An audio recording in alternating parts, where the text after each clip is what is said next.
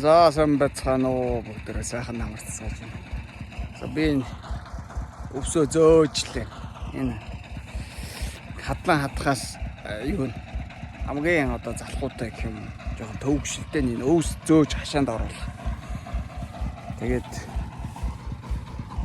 юу яах вэ? Одоо жоохон ч гэсэн өвс бэлтжээ. Уртлынхаа сүчээнийхээ хажууд азаргандаа гэдэг өвсөөр бэлтчихлээ. Одоо жоохон зайтай учраас нэг трактораар чирж яахгүй чиргүүл дээр ачиж зөөж ийна. Тэгээд буулгаж байгаа процессыг харуулъя.